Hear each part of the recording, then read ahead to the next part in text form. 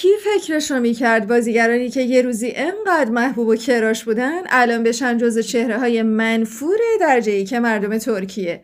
کیا؟ خب با هم ببینیم. با سلوی سودا مثل همیشه همراه باشید. یکی از اون سلبریتی های معروف ترکیه که اصلا معلوم نشد از کی و به خاطر چی به سرعت تو لیست باقالی ها رفت و مورد تنفر مردم ترکیه واقع شد، هازال کایا هست. هازال کایا چشم رنگی که البته به قول مردم قبلا زیباییش و ملاحتش هم به اندازه محبوبیتش بیشتر بود، روزگاری تو سالهای تقریبا دور یعنی 14 سال پیش وقتی فقط 20 سالش بود نقش اصلی سریال زیبای اسمش رو فریها گذاشتن بازی کرد و با نقش مقابلش که چاتای اولوسوی بود تو دوران خودش اثر عاشقانه قشنگی خلق کردن و همه رو جلوی تلویزیون کشوندن، خصوصا تو ایران که سریال فریها اصلا یه جور دیگه حمایت میشد. البته هازال این اولین سریال مشهورش نبود و 3 سال قبلش با حضور تو سریال فوق محبوب عشق ممنوع به عنوان یکی از کاراکترهای اصلی جاپاش رو تو تلویزیون و سریال‌های پرمخاطب ترکیه محکم کرد. خب همونطور که گفتم هازال کایا در نقش فریها تا مدت‌ها بسیار محبوب بود بین مردم.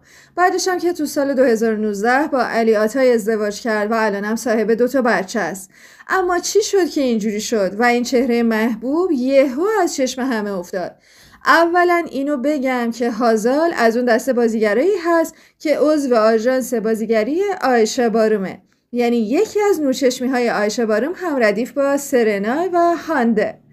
پیرو جریانات مربوط به دادگاهی شدن عایشه و افشای فساد مافیایی که تو دنیای فیلم و سریال راه انداخته بود، پای این نورچشمی ها به داستان باز شد و بازیگرانی که چپ و راست تو اکثر پروژه های عایشه باروم بازی میکردن مثل همین هازال و هانده به شدت از طرف مردم و البته همکارانشون مورد هجمه قرار گرفتن، چرا که به قول دیگر هنرمندان انگار که ترکیه جز اینها بازیگری نداره و مردم موظفن چهره تکراری اینا رو مدام تو تلویزیون مشاهده بکنن. خلاصه مدتی گذشت و این جریانات کمی آرامتر شد و به قول رسانه‌های ترکیه بعد از دستگیری عایشه باروم نورچشمی‌های اون از جمله هازال کایا کمی تو انظار کم رنگتر شدن و تو غارشون فرو رفتن. ولی طولی نکشید که به خاطر تحولات اخیر ترکیه هازال کایا دوباره روی موج سوار شد و یه حرکت میشه گفت تقریبا زشتی زد که همه از دستش شاکی شدن. هازال طی اعتراضاتی که تو ترکیه صورت میگرفت استوری‌های حمایتی از معترضان منتشر میکرد، ولی یکی از استوری‌هاش جوری اهانت‌آمیز بود که به قول کامنت‌های مردم ترکیه برای چندمین بار ثابت شد که بازیگران آژانس عایشه باروم تو همه چی دنبال منفعت و بازاریابی هستن، حتی تو زمانی که مردم حال خوشی ندارن. حالا اون استوری جنجالی چی بود؟ استوری همین عکسیه که دارید میبینید. رو پلاکارد این معترض نوشته که gözaltı mı benimki lankom. gözaltı در زبان ترکی به معنی بازداشت شدن توی مکان خاصه، اما اگر با فاصله نوشته بشه یه معنی دیگه هم داره. معنی دومش میشه محصول آرایشی که برای زیر چشم استفاده میشه، مثل سرم زیر چشم.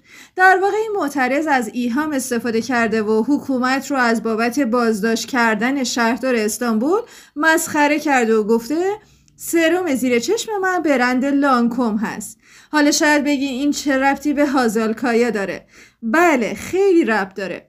از اونجایی که هازال کایا مبلغ ویژه محصولات لانکوم ترکیه هست، با استوری کردن این قضیه در عین این که میخواسته مثلا حمایتش رو نشون بده، همزمان به صورت زیرپوستی مجدد تبلیغ برند لانکوم رو انجام داده و البته جمله احساس غرور کردیم رو هم بالای این تصویر نوشته. الانم شاید بگین چیز خاصی نگفته، ولی اینو من و شما نه، بلکه باید از مردم ترکیه که الان تو وضعیت خوشایندی نیستن پرسید که بعد از این استوری هازال کایا چقدر تو فضای مجازی اونو هو کردن و گفتن واقعا واسط متاسفیم که درد و رنج مردم رو به امیال مادی خودت آغشته میکنی و اصطلاحاً توی این شرایط هم داری اسکی میری و به فکر جیبتی. و اما منفور شماره 2 که شاید الان از هازالکایا هم جلوتر زده، جان یامان خوشقیافه است. جان یامان سریال خوب زیاد داره، ولی سال 2018 با بازی خوبش تو سریال پرنده سحرخیز کنار دمت özdemir حسابی مورد توجه واقع شد و همه پی به جذابیتش بردن. اتفاقا جایزه پروانه طلایی رو هم واسه این سریال از آن خودش کرد. اما این یامان متاسفانه تو دنیای خارج از بازیگری خیلی هم آدم دوست داشتنی نیست، چرا که چند مورد گزارش رفتار نامناسب و حتی خشونت ازش منتشر شد که همه رو شوکه کرد، تا جایی که بد اخلاق ترین بازیگر ترکیه بهش لقب دادن و خیلی از همکارانش وقتی متوجه می شدن توی یه پروژه‌ای قراره با جان یامان همبازی بشن از حضور تو پروژه انصراف می دادن. جان یامان چه کارایی کرده؟ مثلا به گفته رسانه‌ها وقتی تو پشت صحنه با یکی از بازیگران دعوا شده، از اون دعواهای معمول پشت صحنه که رخ میده، جان یامان کارش از جر و بحث گذشته و به سمت اون بازیگر استکان چایی داغ پرتاب کرده. یا مثلا وقتی یکی از طرفدارانش اومده تا باهاش عکس بگیره، جان در کمال بی‌احترامی و خشونت گوشی موبایل طرفدارش رو از دستش گرفته و پرت کرده. هرچند بعداً یه مصاحبه‌ای در توجیه این رفتارش انجام داد، ولی آبی که ریخته دیگه بر نمیگرده و مردم ازش زده شده بودن. حتی یه جای دیگه گزارش شده بود که جان یامان توی کلوپ شبانه با چند نفر درگیری و کتککاری داشته.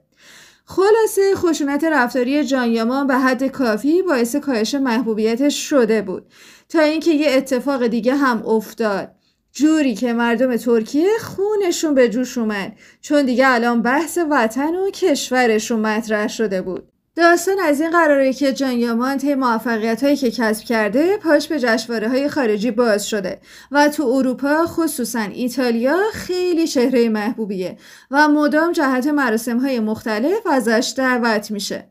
آخرین باری که همین چند وقت پیش به ایتالیا رفته بود، در بین تشویق هوادارانش و استقبال بی‌نظیرشون، خبرنگار ایتالیایی از جان میپرسه ترکیه رو ترجیح میدین یا ایتالیا رو؟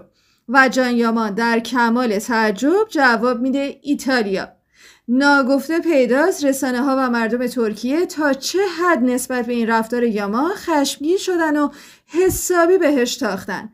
برنامه‌های ترکیه خطاب به یامان گفتن عجب نمک نشناسی هستی، تو کشور خودت رشد کردی و به محبوبیت رسیدی، حالا که سری تو سر و در آوردی و جهانی شدی کشورت رو تحقیر میکنی؟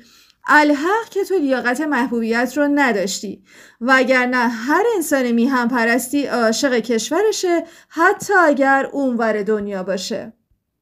خب این هم از ویدیوی جالب امشبمون، امیدوارم که پسندیده باشید. حتما نظراتتون رو برامون بنویسید. متشکرم که مثل همیشه همراه تیم سلبی سفدا هستید. مراقب خودتون باشید. خدافظ.